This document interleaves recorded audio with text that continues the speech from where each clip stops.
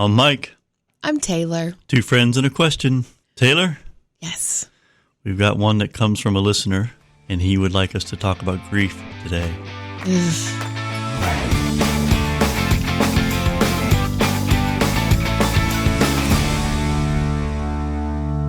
I know that's not the funnest of topics, but I think, as you said, a lot of people are dealing with it. We mutually know people that have lost loved ones during this pandemic or, other things that they're dealing with. And so we wanted to talk about grief. I want to really talk about grief in a way, Mike, that what Jesus says about it. That sounds good. What Jesus tells us. In the Bible, there's so many passages for grief if you've lost someone. And my favorite is that he's close to the brokenhearted. Yeah, I like that a lot. And don't forget, he wept at Lazarus' tomb. When his friend Lazarus died, he wept just like we would. Yeah, for me to think about God weeping and feeling the same emotions, or Jesus weeping and feeling the same emotions, it makes me realize like he's been through it. Yeah. He gets it. Yep. Scripture says he will wipe every tear from their eyes, and there will be no more death or mourning or crying or pain, for the old order of things has passed, and the Lord is close to the brokenhearted and saves those who are crushed in spirit. I love those. Yeah. Somebody might be saying, those are just words. I don't feel that. And that's okay. Yeah, it is. Just know that they're true and that they'll come to you more and more as you study them. I think the other piece of grief is it's not only for those that we've lost, but for those who seem lost, for those who may be fighting addiction, or those who have left and not communicated again, families that have been torn apart. I mean, there's grief that's in the present too, in this world, and sometimes that's hard for us to deal with almost more because they could come back or they have a choice and they haven't come back, and that's hard. Yesterday, I was talking to someone who has lost her loved one, and she couldn't even talk. She was just crying on the phone. And I said, you don't have to talk. Keep crying. Get it out. And I prayed out loud. I said, you don't say anything. And I was thinking to myself, the pain that she's feeling is the shock of what happened. Mm-hmm. And then after that, you're dealing with the pain of what will never happen. Right. That's right. The memories that could have been made, right. The times that could have been had together. And that's hard. And we underestimate that for some folks. I, too, was talking to somebody who had lost somebody, and they told me that it felt like they had lost their left arm or had, just lost a part of themselves. And that pain is real. We want you to know grief could feel like a walk alone, that you're never going to find another person to feel the way that you feel. And to be honest with you, Mike, that can be true because we don't know what that person's feeling like, but I do know that Jesus knows what you're feeling. Right. He knows that you're weeping. He knows every single thing that you're feeling. My mom lost two sisters, and I remember she would tell herself, if I just get up today and take a shower and breathe, that's okay, if that's all I can do. Yeah. And that sometimes is a victory in and of itself. Right. We said earlier in the podcast, and I think it applies here, the one prayer we cannot pray is, Lord, you don't understand. Right. Because he does. So you're not alone in your grief. You have at least one, the best one, walking it with you. And I think one of the things that I've learned with people who have lost someone is that grief, it never ends. It just changes. Well, that's a good point. That's a good point. You live with it forever. Mm-hmm. But maybe you learn to deal with it, and it changes every day. Yeah. And I think a thing to remember is that the loved one that we've lost would not want us wallowing in the grief. Experiencing it is one thing, but wallowing in it is another. Yeah. And I think at some point we have a choice to continue in it just because we don't want to make an effort or to move on. Yeah. And not move on past them, but move on with them. Trying to find a way to accept what has happened and the reality that, yes, you're going to grieve forever. Maybe the pain will not feel like it does now. Mm-hmm. And that you're not ever going to get over the loss of a loved one. Right. But you're going to learn to live in a different way in the memory of them and coping. I think that's probably, when I think about losing someone, like I lost my grandmother when I was 6 weeks pregnant with Drew, she fell down the basement stairs and it killed her. Oh. I just remember thinking to myself, it was such a sad way for her to pass. And in those moments, I thought, she's never going to meet Drew. But then I thought to myself, she has the ultimate place in her life right now.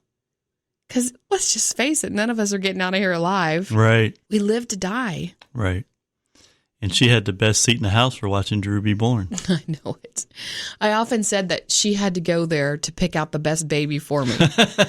She got to pick out Drew and rocked him and told him all about me, you know?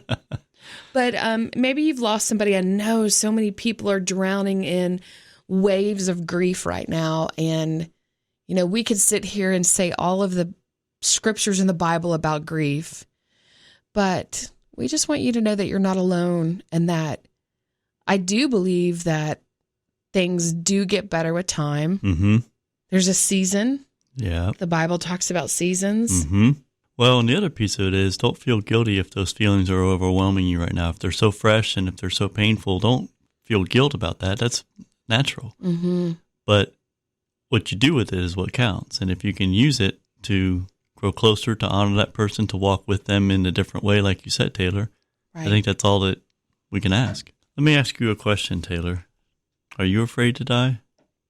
No, I'm not afraid to die at all. Like, I can't wait to die. I feel the same way. It feels like it would be a cessation of suffering. I just can't wait to get answers and meet Jesus. Like, I cannot wait to feel that kind of love. The only thing that scares me is I don't want to leave before my kids are ready. Mike, let me tell you, this lady sent me a message last night. I'm going to try to find it. Okay. On my Taylor Morgan Facebook page. And she sat with her mother while her mother passed away. Okay, listen to this. Hey, Taylor, I just wanted to tell you that my mom passed away about a month ago. I sat with her for over a week. She got to a point where she stopped talking. I didn't know if she could hear me or not. A pastor, the doctor, my husband came in one day, and I said, she hasn't spoken in days, not anything. The doctor said, she can hear you, keep talking. So over the next day, I decided to keep talking to my mom. I would say, Mom, can you hear me? Finally, she said, yes.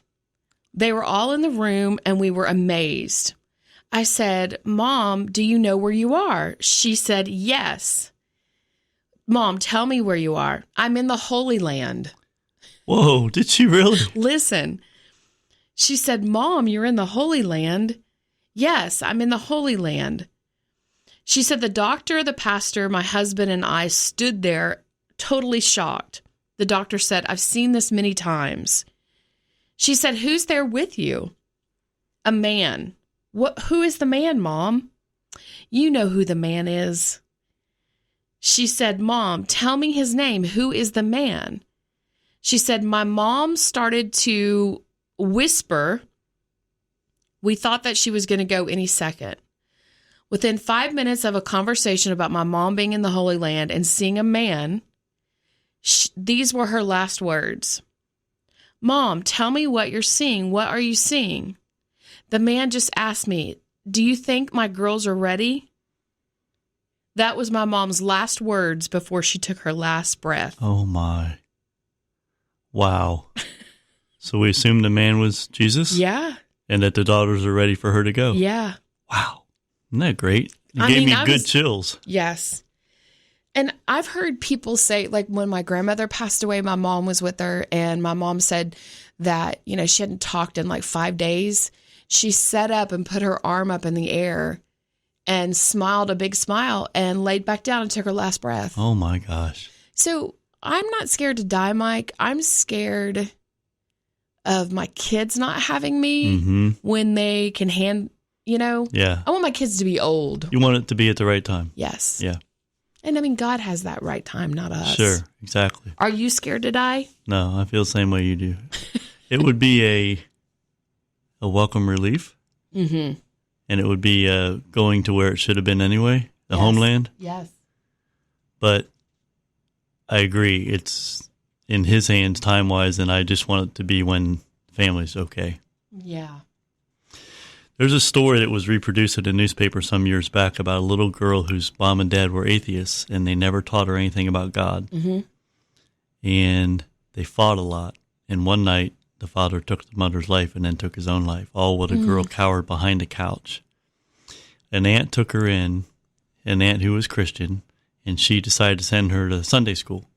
But the first day, she went into the teacher to tell her, my niece is here. She's new to your class. She doesn't know a thing about God, so please don't call on her because she won't be prepared to answer. Well, the teacher said, who is this a picture of to the class? She held up a picture of Jesus, said, who is this? And the little girl who was new to the class raised her hand. The teacher remembered what the aunt said, so she didn't call on her, but she insisted and kept raising her hand. Finally, she said, yes, who is this? She said, Jesus.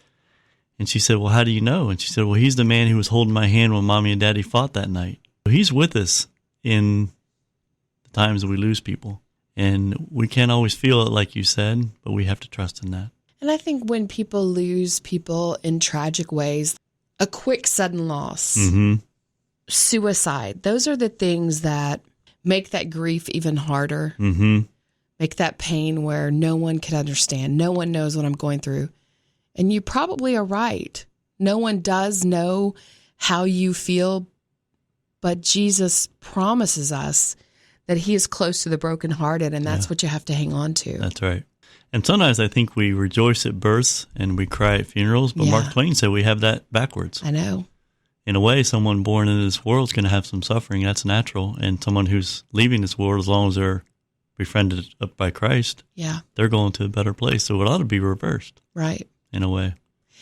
I think one of the most difficult things for people when you know somebody has lost someone is to find the right words to say to that person. Yes. Oftentimes I will avoid people that are going through grief because I don't want to slip up and say something to make that person feel worse. Right. To make that person say, well, Taylor wasn't very sympathetic or empathetic. Right. And sometimes we turn it on ourselves. Oh, I know how you feel, or I've been through it, or one time. And that's the last thing they need because it's not about us. It's about them at that moment. And I think what you did with your friend on the phone was beautiful. You just let her cry. You didn't try to inject words. You didn't tell her to stop. You just told her to let it out. Yeah. And maybe that's what they need more than anything at that moment. Matthew 5:4 says, blessed are those who mourn, for they will be comforted. When I'm on the radio, I use my imagination and I talk about this. In those moments of your despair and your heartbreak and your, I can't do this, I can't go on, just think about Jesus physically wherever you are, holding your hand or holding you or whatever, but physically sitting next to you saying, I'm here, I'm comforting you, because that's what Scripture tells us. Yeah.